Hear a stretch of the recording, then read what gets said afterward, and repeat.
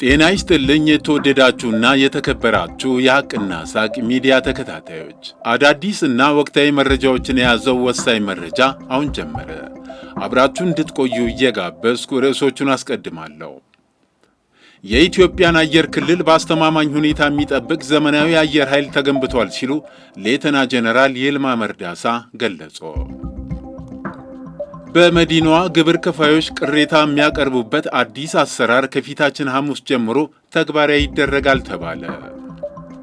ኃላፊነታቸውን በመጠቀም ከዝግ አካውንት ላይ ከ1 ሚሊዮን ብር በላይ ወጪ ያደረጉት የባንክ ሰራተኞች በእስራት ተቀጡ። ግብፅ የህዳሴ ግድቡን በተመለከተ ከኢትዮጵያ ጋር ተጨማሪ ውይይት እንደማታደርግ አስታወቀች። በኮንጎ 43 ሰዎች በኢቦላ ሕይወታቸው ማለፉ ተነገረ። ፑቲንና የትራምፕ ልዩ መልእክተኛ በዩክሬን ጉዳይ ለመምከር ዛሬ በሞስኮ እንደሚገናኙ ተነገረ።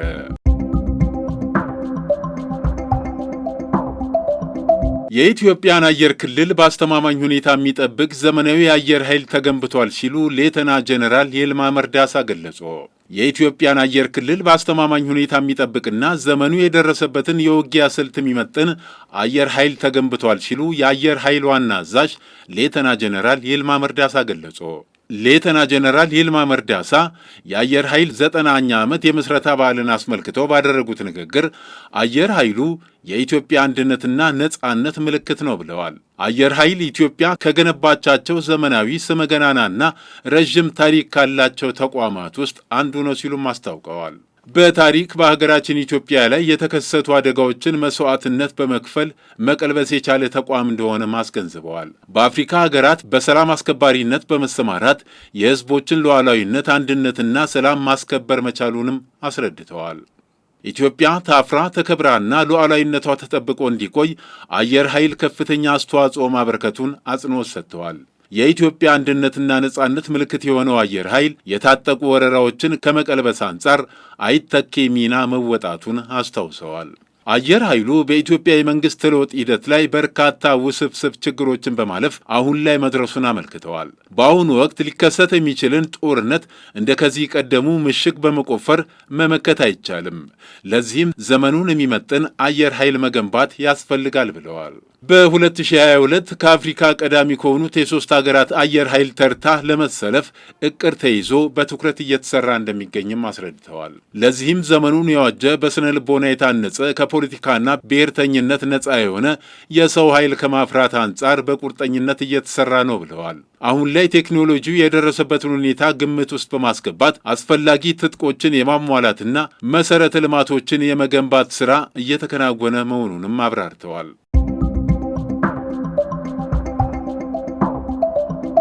በመዲናዋ ግብር ከፋዮች ቅሬታ የሚያቀርቡበት አዲስ አሰራር ከፊታችን ሐሙስ ጀምሮ ተግባራዊ ይደረጋል ተባለ። ከአዲስ አበባ የግብር አሰባሰብና የገቢዎች አገልግሎት አሰጣጥ ጋር በተያያዘ የሚኖረውን ማንኛውም አይነት ቅሬታ መፍታት የሚያስችል አዲስ አሰራር በከንቲባ ጽሕፈት ቤት ስር መዋቀሩ ተገልጿል።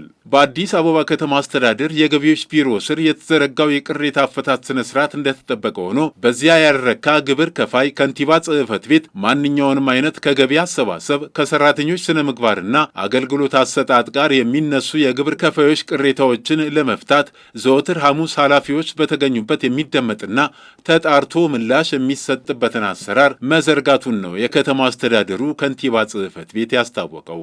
በዚህም መሰረት በሚስጥር ጥቆማ የሚሰጥበትን ነፃ የጥሪ ማዕከል 9977 የሚስጥር ሳጥንን ጨምሮ በተጨባጭ ቅሬታውን በአካል ለበላይ አመራር ማቅረብ የሚቻልበትን አሰራር ወደ ተግባር ይገባል ተብለዋል።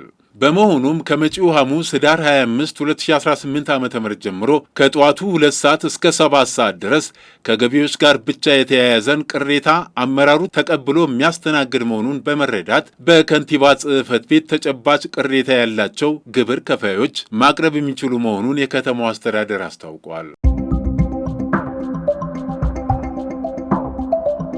ኃላፊነታቸውን በመጠቀም ከዝግ አካውንት ላይ ከ1 ሚሊዮን ብር በላይ ወጪ ያደረጉት የባንክ ሰራተኞች በእስራት ተቀጡ።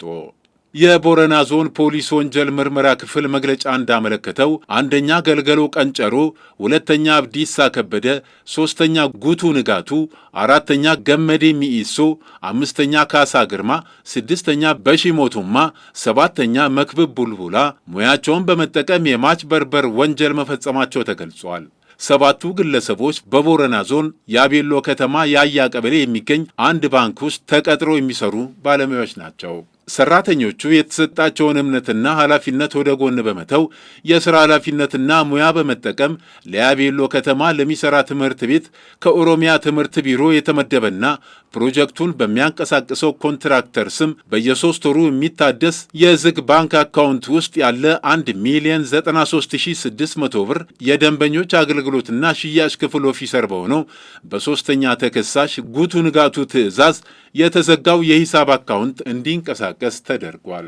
በሁለተኛ ተከሳሽ አብዲሳ ከበደ አማካኝነት እንዲጸድቅ ተደርጎ ከ1 ሚሊዮን ብር በላይ ወጪ በማድረግ ወደ ሶስተኛ ተከሳሽ ጉቱ ንጋቱ አካውንት ገቢ መደረጉን የቦረና ዞን ፖሊስ የወንጀል ምርመራ ክፍል መግለጫ አመላክቷል።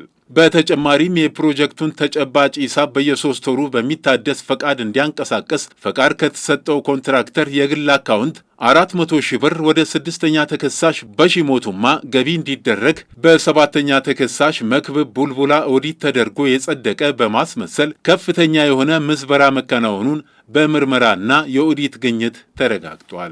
በዚህ መሰረትም አንደኛ፣ ሁለተኛና ሶስተኛ ተከሳሾች ከመመሪያና ከአሰራር ደንብ ውጪ ተቀማጭ ገንዘብ እንዲንቀሳቀስ በማድረግ አራተኛ፣ አምስተኛ፣ ስድስተኛና ሰባተኛ ተከሳሾች ደግሞ የተንቀሳቀሰው ሂሳብ ወደ ግል አካውንቶች እንዲገቡ በመፍቀድ በማጽደቅና ከመመሪያ ውጪ የተሰራን አሰራር ሪፖርት ባለማድረግ ወንጀል በፖሊስና በአቃቢ ሕግ ጉዳያቸው ተጣርቶ በማስረጃ ተረጋግጦ ለኦሮሚያ ጠቅላይ ፍርድ ቤት የደቡብ ቅርንጫፍ ተልኳል። ሰባቱ የባንኩ ሰራተኞች ላይ በስልጣንና ሙያ በመገልገል የምዝበራ ወንጀል ክስ ተመስርቶባቸዋል። ክሱን ሲከታተል የነበረው የኦሮሚያ ጠቅላይ ፍርድ ቤት ደቡብ ምድብ ችሎት ሰሞኑን በዋለው ችሎት አንደኛ ተከሳሽ በ9 ዓመት ከ8 ወር፣ ሁለተኛ ተከሳሽ በ8 ዓመት ከ2 ወር እስራት፣ ሶስተኛ ተከሳሽ በ6 ዓመት ከ8 ወር እስራት፣ አራተኛ ተከሳሽ በ6 ዓመት ከ4 ወር እስራት፣ አምስተኛ ተከሳሽ በ3 ዓመት ከ9 ወር እስራት፣ ስድስተኛ ተከሳሽ በ1 ዓመት ከ3 ወር እስራት፣ ሰባተኛ ተከሳሽ በ1 ዓመት ከ2 ወር እስራት እንዲቀጡ የወሰነባቸው ሲሆን ሰባቱ ተከሳሾች በተጨማሪ 3000 ብር የተወሰነባቸው መሆኑን የምርመራ ክፍሉ አስታውቋል። ግብፅ የህዳሴ ግድቡን በተመለከተ ከኢትዮጵያ ጋር ተጨማሪ ውይይት እንደማታደርግ አስታወቀች። ታላቁ የህዳሴ ግድብን በተመለከተ ከኢትዮጵያ ጋር ተጨማሪ ውይይት እንደማይደረግ የግብፅ የውጭ ጉዳይ ሚኒስትር ባድር አብድላቲ ለቢቢሲ ተናገሩ። ከቢቢሲ ፎክስ ኦን አፍሪካ ጋር ቃለ ምልልስ ያደረጉት የውጭ ጉዳይ ሚኒስትሩ ላለፉት 13 ዓመታት የተደረጉ ውይይቶች አንዳችም መፍትሄ አላመጡም ብለዋል። የህዳሴ ግድቡ ከተመረቀ በኋላ በኢትዮጵያና በግብፅ መካከል ያለው ግንኙነት የበለጠ መሻከሩን ጠቅሰው በዚህ መካረር ምክንያት ዓለም አቀፉ ማህበረሰብ ስጋት ሊሰማው እንደሚገባ ተናግረዋል።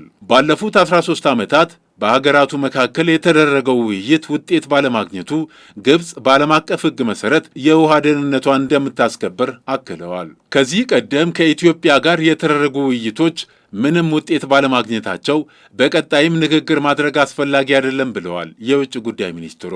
የግድቡ ጉዳይ ከኢትዮጵያ ጋር ካለን የሁለትዮሽ ግንኙነት ጋር የሚያያዝ ነው ያሉት ሚኒስትሩ ግድቡን እንደ ተናጠለ እርምጃ ነው የምንቆጥረው ብለዋል። አክለውም ሕገወጥ ነው ሲሉ የመንግስታቸውን አቋም አንጸባርቀዋል።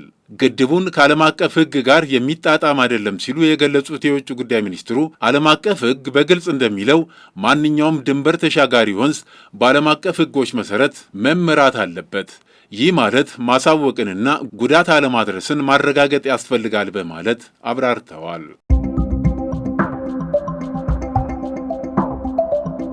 በኮንጎ 43 ሰዎች በኢቦላ ሕይወታቸው ማለፉ ተነገረ። በዲሞክራቲክ ሪፐብሊክ ኮንጎ የኢቦላ ወረርሽኝ ሙሉ በሙሉ መቆጣጠር መቻሉን የሀገሪቱ ጤና ሚኒስቴር ገልጿል። የሀገሪቱ ጤና ሚኒስትር ሮገር ካምባ 53 ሰዎች በቫይረሱ መያዛቸው ሲረጋገጥ 43 የሚሆኑት ሕይወታቸው አልፏል ብለዋል። ወረርሽኙ እንዳይስፋፋ ለመከላከል ከ27,000 በላይ ለሚደርሱ ዜጎች ክትባት ተሰጥቷል ብለዋል።